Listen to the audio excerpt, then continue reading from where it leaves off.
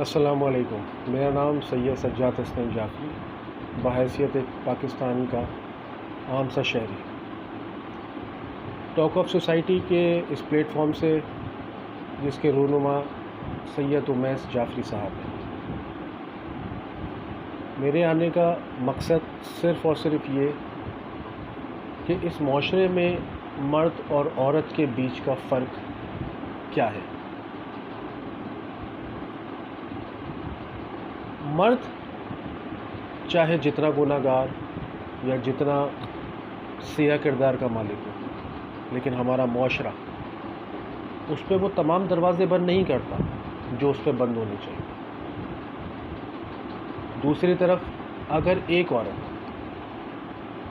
اپنے کسی جذباتی فیصلے کے تحت یا اپنی مجبوری کے تحت یا کسی ایک جانور صفت انسان کے ظلم کے تحت یا زبردستی کے تحت کوئی ایسا قدم اٹھا لے جو ہمارے معاشرے میں ایک لعنت سمجھی جاتی ہے، ہمارا معاشرہ اس عورت کے لیے وہ تمام دروازے بند کر دیتا ہے جو اس سیاہ صفت شخص پہ ہمیشہ کھلے رہتے ہیں.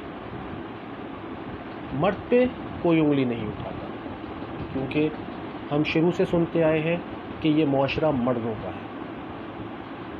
آج بھی ہماری وہ چھوٹی سوچ ہمیں آگے نہیں بڑھنے دیتی. آج ہم 2020 کے اندر، لیکن فرق کچھ نہیں آیا. ایسا لگتا ہے کہ آج بھی ہم 1990 یا 1980 کے اس حصے کے اندر بیٹھے ہوئے ہیں جہاں پر عورتوں کو پردے کے اندر یا برقعے میں دیکھا جاتا ہے. ہم امریکہ، کینیڈا یا کسی دوسرے ملک کا مقابلہ کبھی نہیں کر سکتے.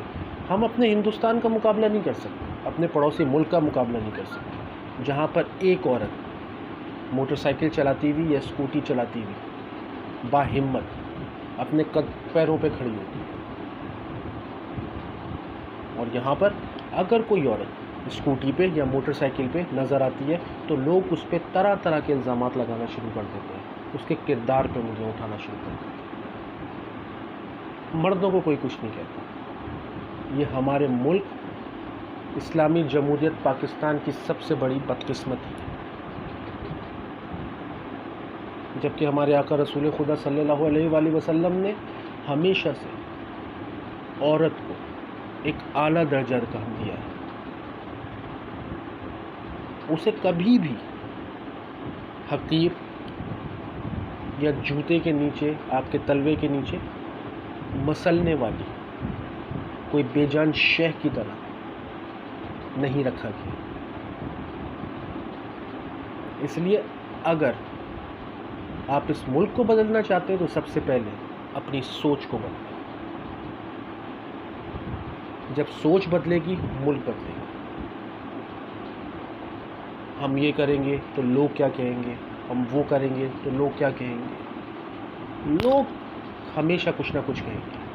آپ خوش ہوں گے، آپ کی خوشی سے چلیں گے. آپ دکھی ہوں گے، کوئی کندھے پہ ہاتھ بھی نہیں رکھے گا. یہ ہمارے ملک کی بدقسمتی ہے.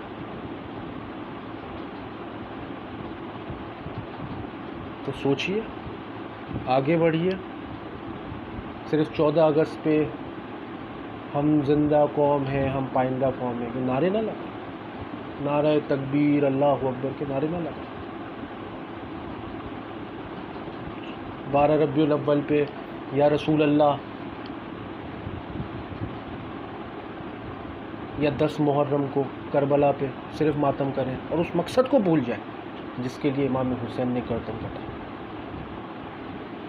کوئی فائدہ نہیں، کوئی فائدہ نہیں. اس لیے جاگیں اور اپنے ملک کے لیے کچھ کریں. یہ وقت ہے کچھ کرنے کا، کچھ ثابت کرنے کا، اپنے پیروں پہ کھڑا ہونے کا. اپنا بہت بہت خیال رکھیے گا. شب بخیر. خدا حافظ.